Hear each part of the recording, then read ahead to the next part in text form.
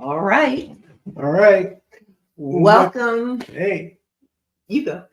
what's up, everybody? What's up, everybody? It's Lamar. And Angela. And this is our YouTube channel. We are so excited, so glad that you stopped by. If this is your first time visiting with us, welcome. We are a couple Yes. that is living here in Mexico City, or not No. Mexico City. We are in Querétaro in In Mexico and living our best life. We are a family of 5 that moved to Mexico with our 2 dogs from Maryland to Mexico. Yep. And we are now living our best lives here abroad.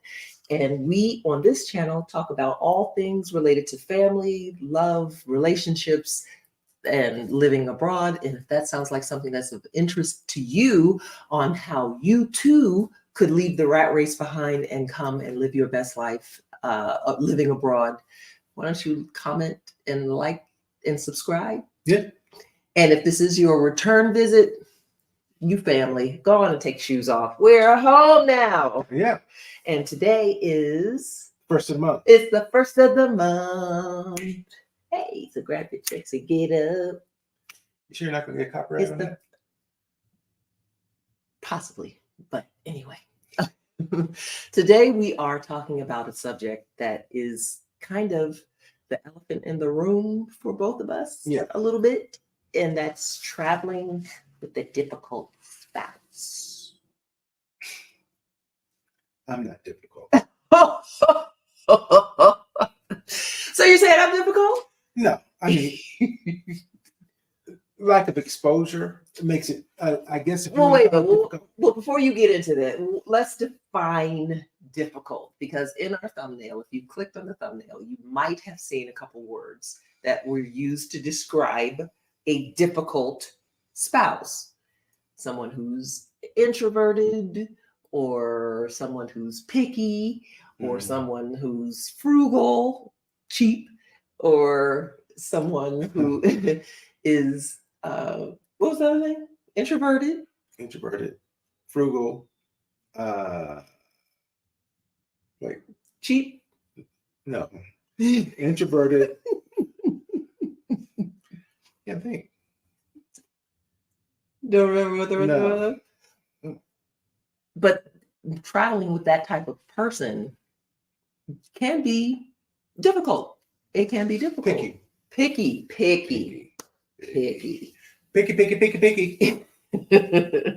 So let's just put it out there.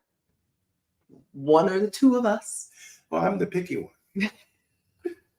I am. I mean, I'm not ashamed of it. I have things, and especially when it comes to food, things like that. Now, as far as well, wait a minute. You're the picky one. I am the what? Careful. Introvert. Oh, ooh. Introverted one. Yeah, I am the introverted. And sometimes frugal. Call me cheap, y'all. Mm-hmm. He called you cheap. I admit that I can be I can be cheap or what have you. Yes, I can. And not so much necessarily that I'm trying to be cheap, but you know, I gotta, we gotta make it stretch. So yeah, make it stretch, but also we don't want to limit the experience either. Yeah, this is true. This is true. So when you are traveling with someone that is of a different mindset than you, that can kind of be a problem for traveling with your spouse. Sure. So what if that person is just completely one of those people and not trying to budge? What's your advice? Because there's some people who are tuning into our channel who want to know, how do I deal with this type of person?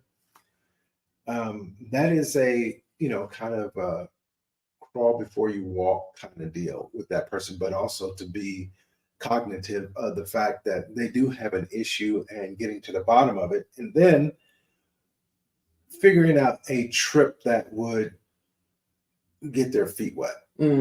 True. So it's I'm surprised you said that, because before you were like, just leave them at home. Well, we know some folk that would actually say that. We're not going to call any names, but there are people out there that that have said that. Leave them at home. Yeah. Leave them at home. Don't bring them because life is too short Ew. to not live Yeah.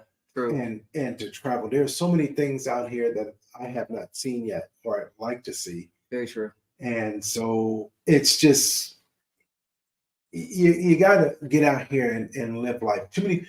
I've seen too many people die early, and I've said this in multiple lives that we have, and I'm going to keep shouting it from the rooftop. Yeah. Tomorrow's not promised. No, it's not. And I've seen people who, Carol, classmate, ended up with cancer, and she went through chemo and different cancer treatments, and then I see a post that says that she's in hospice last year, and then a statement from her husband, she was gone. Right. About her memorial service. And I'm 61. I'll be 62 in April. You look good too. Thank you.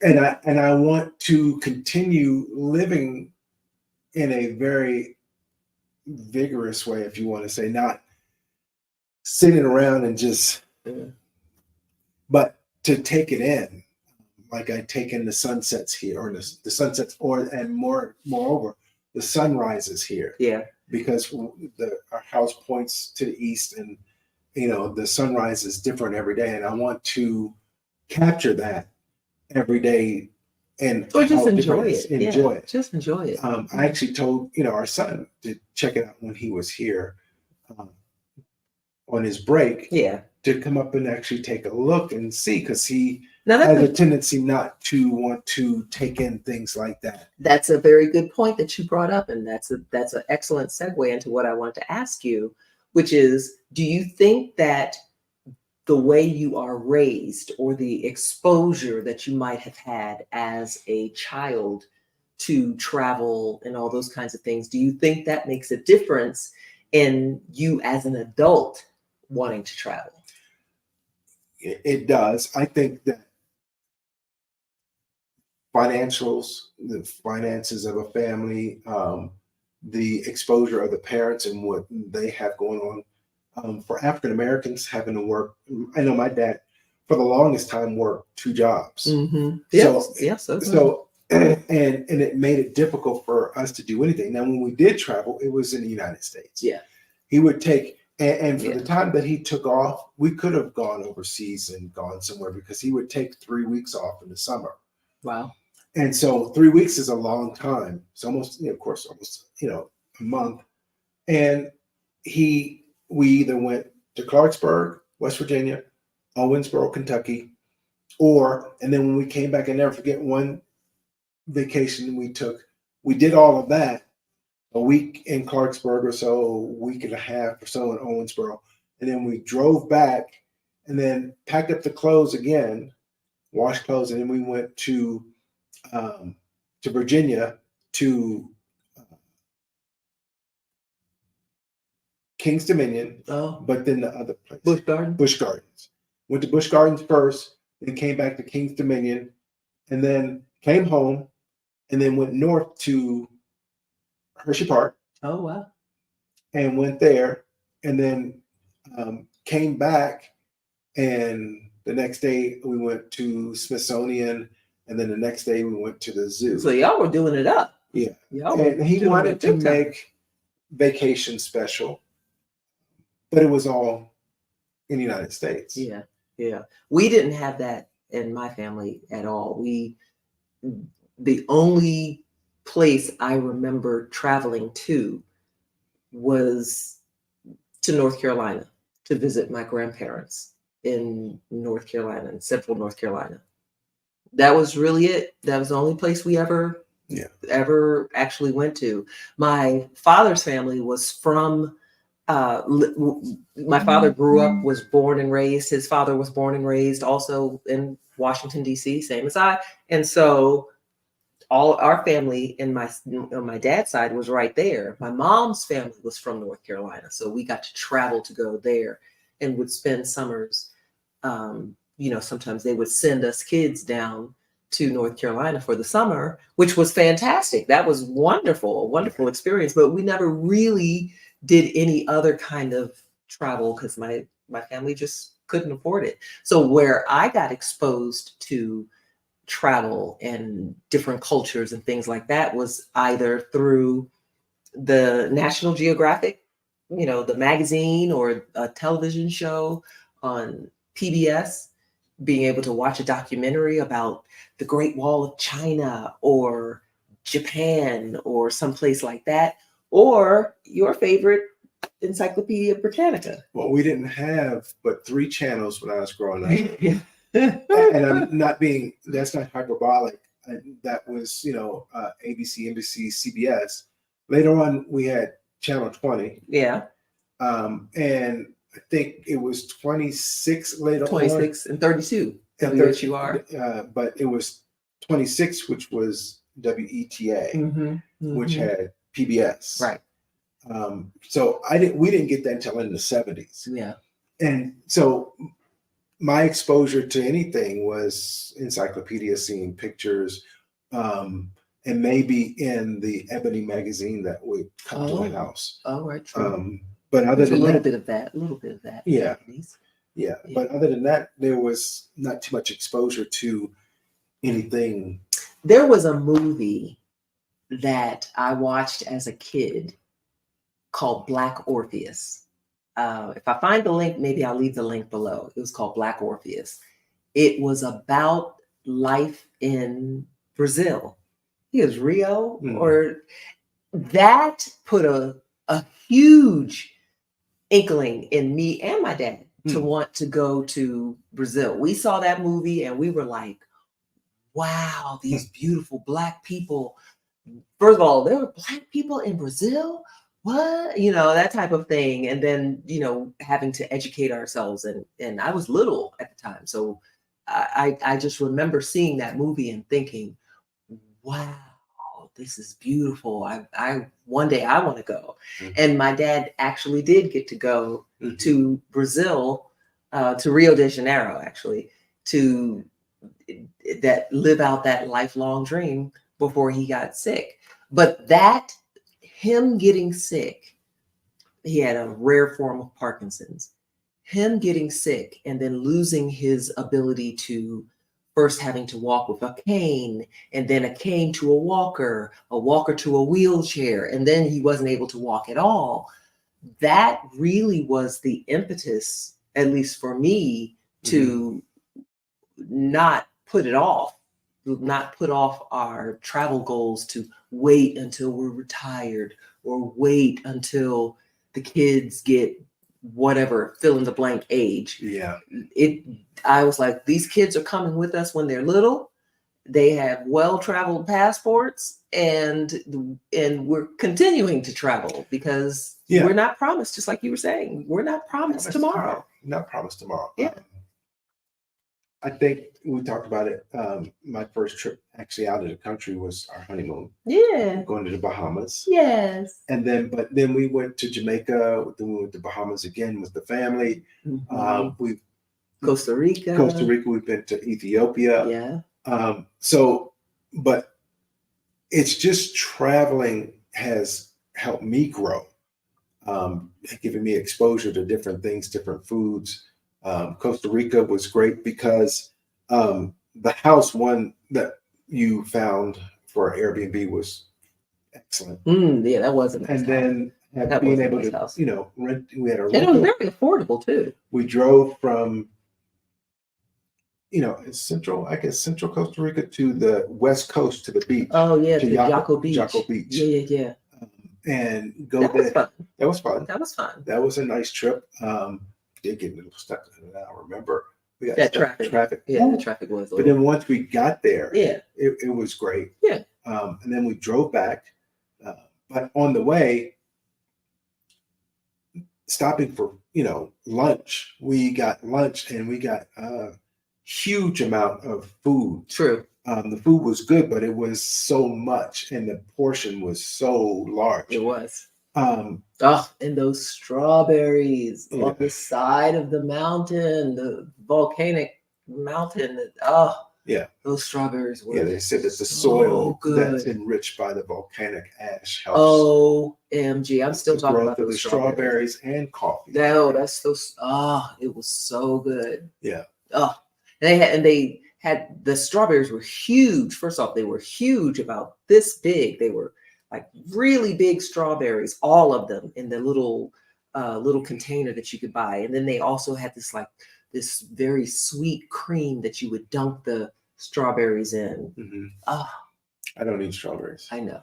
Picky. I ate his. Me and the kids, we ate. Yeah. We tore those strawberries up. So good. But So just good. that kind of exposure. One of the things I think, and I've seen with African Americans, is that being stuck in a community, it's almost like there's an imaginary boundary that they don't come out of, or they don't experience different things. True. And I'm not trying to make it general, because there are African Americans that do get out and they do travel. But, I related things back to racing. IndyCar coming to Baltimore for 3 seasons, and they came to Baltimore, and how they were bringing kids with, from Girl Scouts, Boy Scouts, from schools to come and witness this spectacle, because they had never seen cars like this that traveled that fast, that could maneuver like that, and to expose them to something different. Right. They didn't never seen it. Same thing with the American Le Mans Series, as it was called then, the only race that happened in Washington, D.C. Right. They brought kids there to witness this and to see it, because it was between RFK and Langston Hughes golf course. Okay. So it was in that parking lot where they built the track. And kids had never seen that kind of thing. So giving that kind of exposure to something like that, there's a lot in racing that's not just racing, but engineering. But it's just broadening your mind. Yeah. There are designers, there's engineers, there's mechanics, there's a whole lot of things that expose kids to different types of occupations and show them that there's something different other than a basketball or football. Right, right. And I think that's important for our kids to be able to be exposed to different cultures. And I really do feel that racism is born in a bubble and exists in a bubble, in terms of stereotypes that are allowed to just run rampant.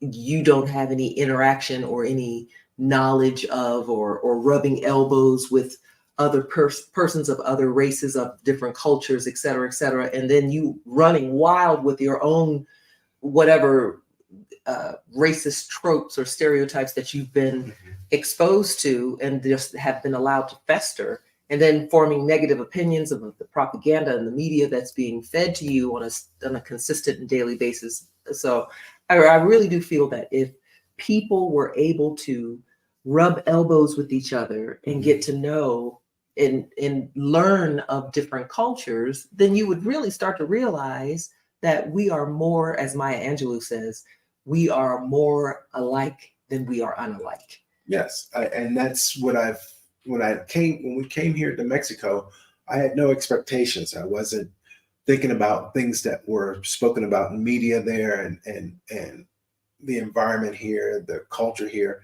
And we came here, the only thing that really, and actually, is language, some culture, but the roads, no different than what you would find in the United States. Right. Houses are a little different, but that's because of climate, but the houses are nice. So there was nothing really that is a deterrent from me being here, but more of a thing of what draws me in is that the culture and the people are great. Right. And I think the people are great everywhere. Yes. There are great people everywhere. So that, we can get out and travel. Get your passport. Yes. If you have not gotten your passport, get your passport. And if you are with a passport and haven't used it yet, but taking advice from non-passported people. Right. Yeah. When someone who has never traveled somewhere and telling you, oh, you shouldn't go there. No, you can't. look, unless you taste the food, you can't tell somebody whether it's good or bad. Right, You're right. going to have to actually taste it. Right. And for you never know. These may be experiences that you might actually like.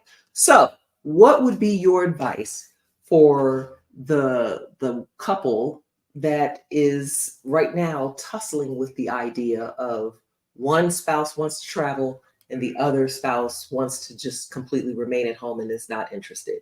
How would you recommend them being able to bridge that gap? Conversation needs to happen, maybe watching some videos, and then maybe taking baby steps as far as trips. Maybe as far as out of the country type trips to go to either the Bahamas or Jamaica. Right. It's close enough to the United States. They speak English.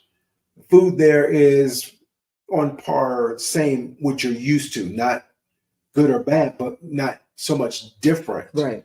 You can get, your normal American fare there as far as, breakfast, lunch, and dinner, or you can try the local dishes and what's, part of their cuisine there.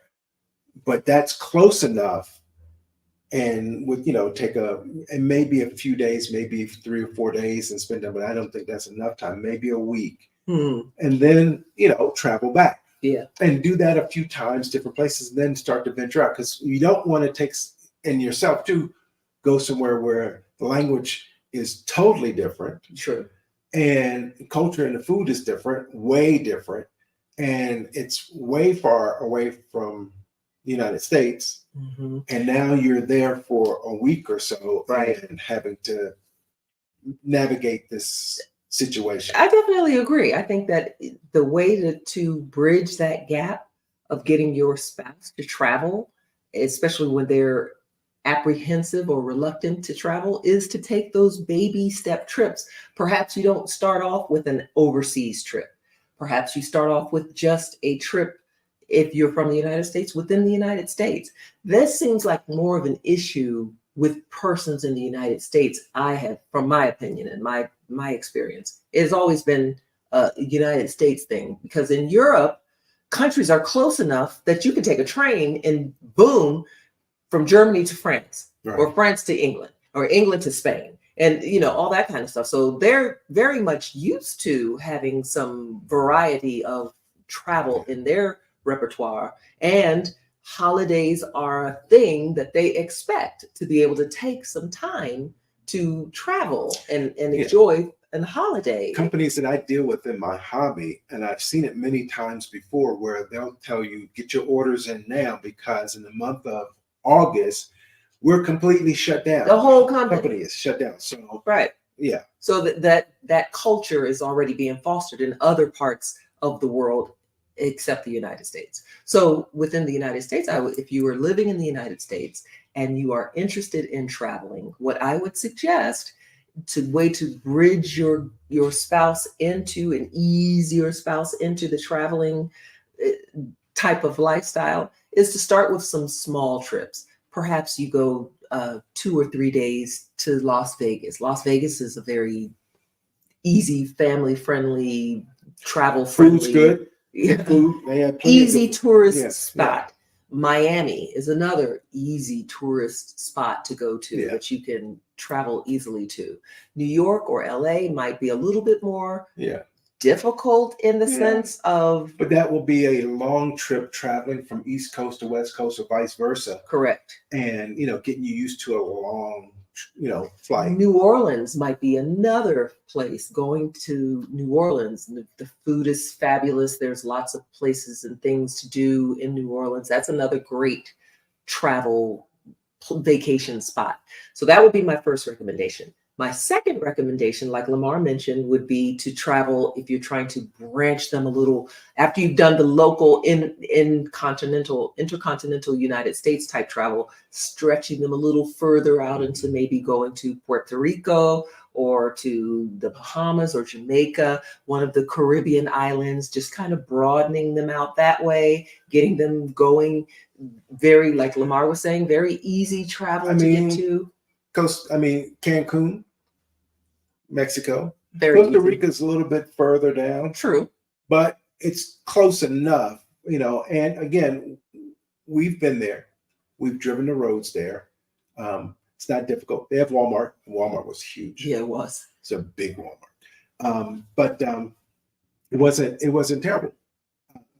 This will be coming up for me, another trip that's a further that I've been, because it's in the same continent. It's on the same landmass. Ethiopia's here. Oh, South, okay. South Africa down Right. here. So Traveling to Africa and going, once you've crossed the Atlantic, that's from the United States. That's travel on the next level. I would probably say the intermediate travel that you might want to branch to after you've tried your Costa Rica, your stuff that's on this side of the hemisphere, is maybe to go to Europe, maybe to go to England, or maybe to go to France or something like that, just a little bit further out. Each time traveling, just stretching it out just a little bit more. And then the big dog travel being going from the United States to, say, South Africa, or to Thailand, or to India, or to China, or Japan. Those are trips that you're going to have to spend a good deal of time traveling, unless you're perhaps traveling from the West Coast going that way around. Right. But even still, that's a long travel trip. And so you might want to definitely not, if your spouse is not a travel person, don't start with the big heavy ticket trips, because it's a lot to going through customs, right, and all those kinds of things and for the very first time. Right. It can be a lot. Yeah, it can be a lot. And it's just a matter of just like trying different foods to experience that, oh, that wasn't bad. Right. To being actually in a country and go, oh, this is nothing. Yeah. If you go to Europe, go to Italy, if you go to Spain or something like that, culture is different, but it's not as big of a deal as you would think.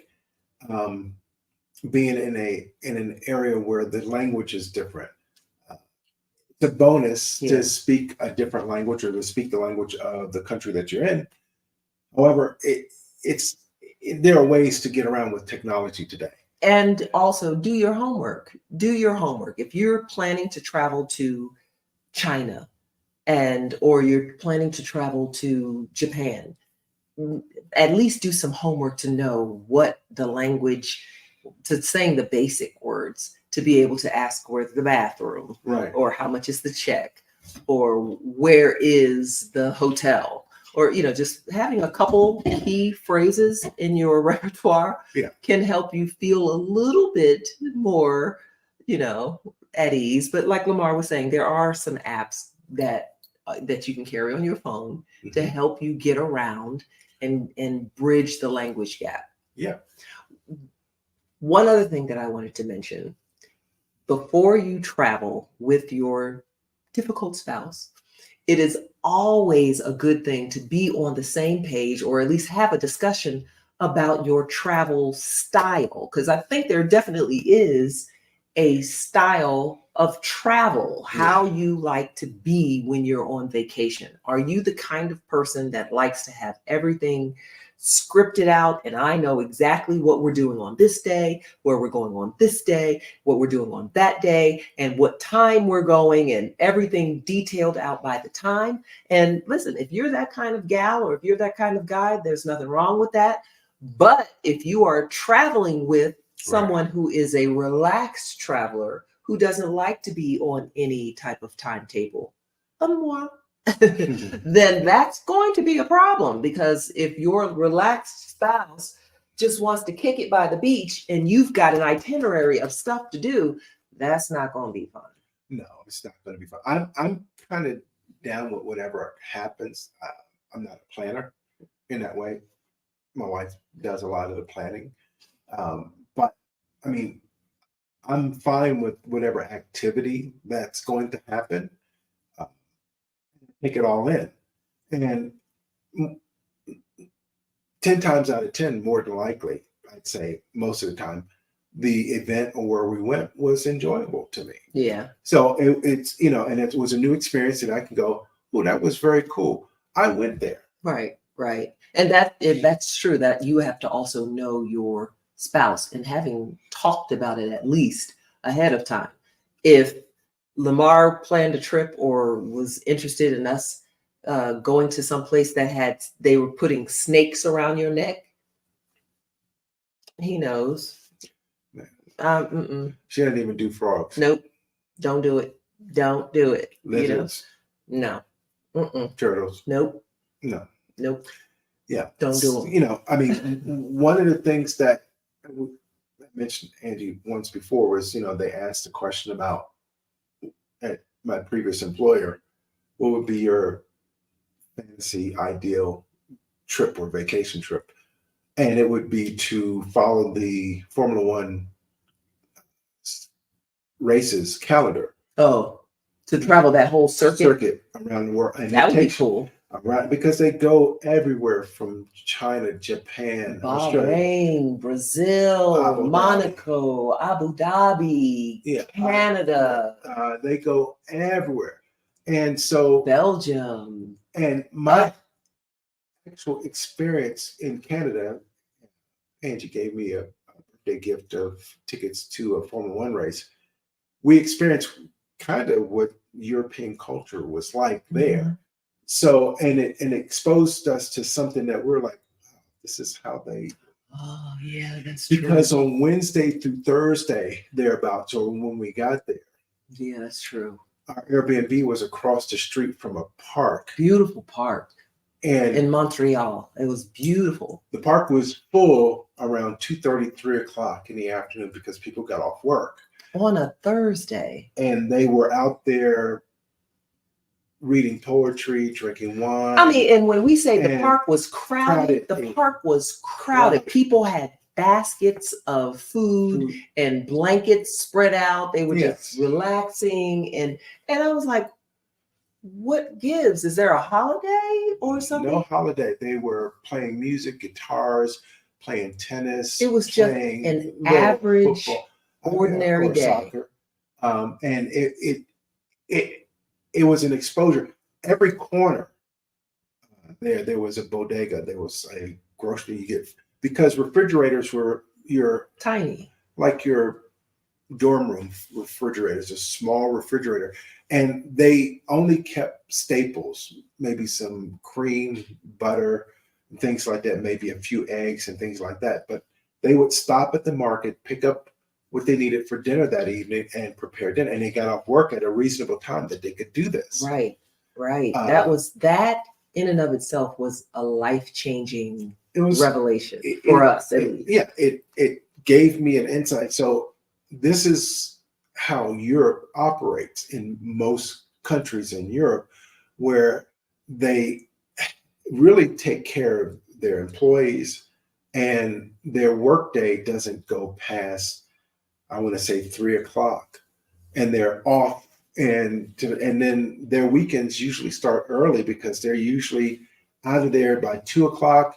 And so it's a huge culture difference. But I think having had that exposure to that culture was one of the things that I remember feeling it, and you too, that just for us went, like, wow, this is an ordinary Thursday, and folks are out here just enjoying the afternoon, chilling, having a good time. It wasn't a holiday. It wasn't anything special. It was just an ordinary day that people are getting off work, going to grab a blanket and go sit in the park with a glass of wine. Yeah.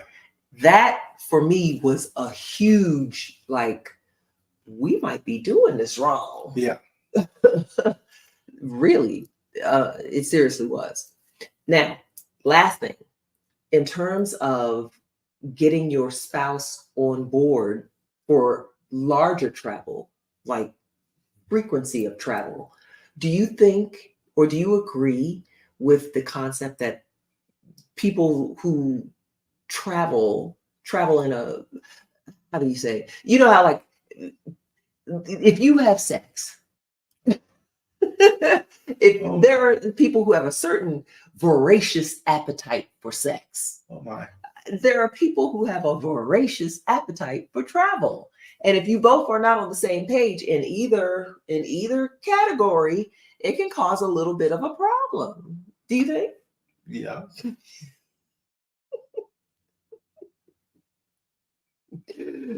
What would you say? How would you bridge that gap? Sir, what say you? You funny. It's compromise. I mean, it's just gonna have to be conversation. And one of the things I hear my mother say all the time, she liked the fact that we talked. Mm-hmm. And she said, continue doing that because you have to have conversations in order to have understanding. True. And you have to listen to understand. You can't talk over someone. So True. and having conversation and not having an adversarial conversation or pointing out to someone it's their fault or whatever, by blaming them Yeah. for it's having a conversation that says, listen, come on, let's try it. Let's try it together. Life is short. Let's do this, so we don't have any regrets. The last thing I want to have is regrets that I didn't go here or there or whatever. But I was reading an article just recently that was talking about more spouses are traveling solo because their spouse, their whatever spouse, and it didn't have to be male or female, but it tended to be more women that were traveling solo because their husband didn't want to travel. So they decided to not put off this trip, that they were going to go take this trip because I really would like to go to the Great Wall of China, or I really would like to go to Antarctica, although I don't understand why anybody would want to go to.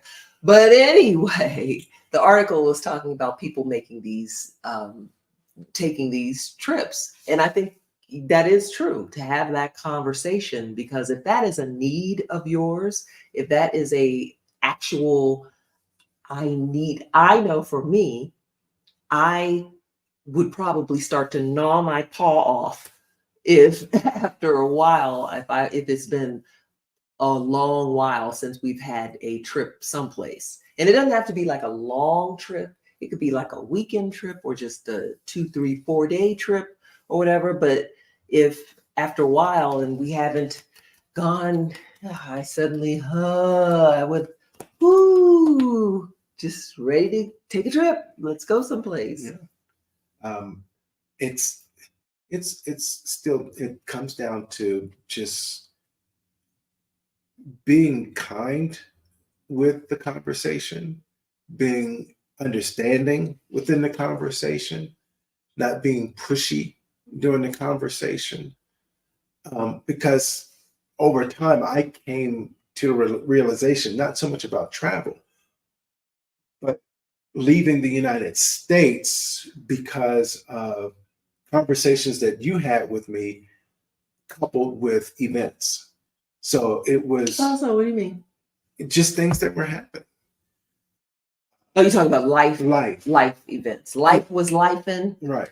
Got you to the place of wanting to change the scenery. Gotcha. And so that was what was going on that got me to say, you know what, I have to do this. Let me, just grab my and let's go.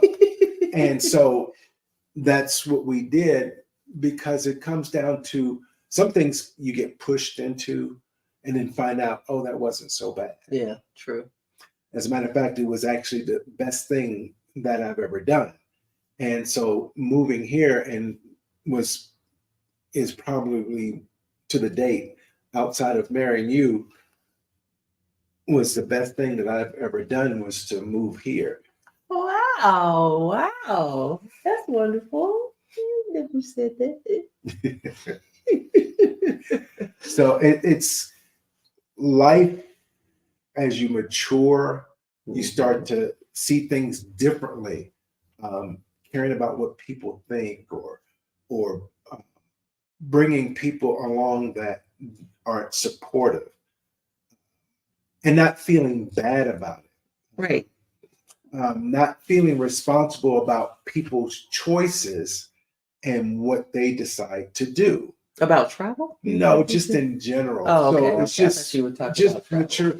And then as far as, so you start to mature in different ways. And one of those I've matured in is travel and being other places and being in places that in the past I would not have done or been Mhm. uncomfortable with. Mhm.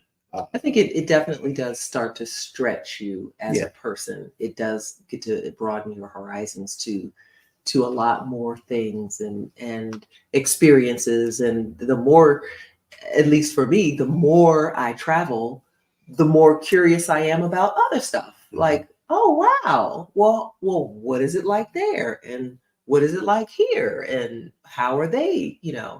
different? And again, the more we travel, the more we find that it's not it it's a different sign, it's a different language, but people are people. Yes. It's the same. People are people. Yeah. People love their children no matter where you go. People love their husband, love their wife, no matter where you go. The language that they use may be different. Yeah. The clothes that they may wear may be different, but people are people. And Yeah. so if you are armed with that knowledge going forward, then it's really not that hard to bridge that gap. Yeah. I have to say though that for how men are socialized, how men are, especially African American men, and their identity is in their job, Mm. things like that, or they feel like they have to be doing something to provide. I think there's growth that happens within that and how you view that over time. And then also with the way world is changing and being more of a global economy, I think it's going to come around to the point where um, you're not going to be tied to a specific place Mm-hmm. to perform a job or to perform in a profession. So it's going to make it easier for someone to not live in a specific place, but they can be wherever, not where the job is, but be over here, but the job is over there. Mm-hmm. And I'm looking forward to that for people coming behind me. My time of working is going to come to a close, and hopefully my life will go on from there for at least another 15, 20 years or more, so that I can still travel and do things. I think that it's important to have a open mind Mm-hmm. and just try it. Just Just try try it. it. Just try it and see what it's like. Nobody said you had to eat the Eat the ants covered in chocolate. chocolate. You don't have to do that. Nobody said you had to do that. No, but just go experience the culture. And I know in some cultures, if someone presents you with food and you don't eat it, they find it insulting. Uh, on the other side, I would hope that they understand that I'm not used to eating insects. Sorry, not doing it. I'm not doing snakes and he ain't doing bugs. So I'm there not we go. eating bugs. I'm not eating larvae. No. But there are a lot of things that I have come to discover that on the first go round that I have now made a part of my daily day, or to make a part of the things I love. When I went to South Africa, that very first time I went to South Africa and had rooibos tea, that is now my favorite tea. I had never had it prior to, and it has been fantastic. Uh, Going to Morocco and having actual hand pressed Moroccan oil, argan oil for your skin. Chef's kiss, love it. So there are some things that you get exposed to from travel Mhm. that now you love the thing. Yeah. So that's always been a great thing. Listen, if you have stuck around for this video this long, thank you.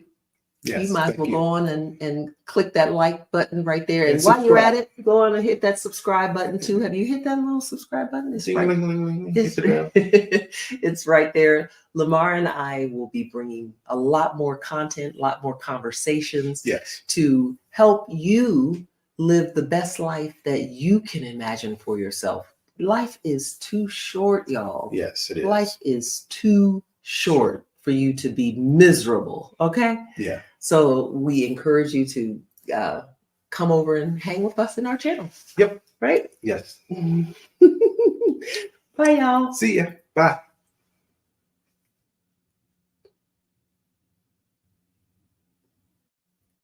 Okay. All right. There we go.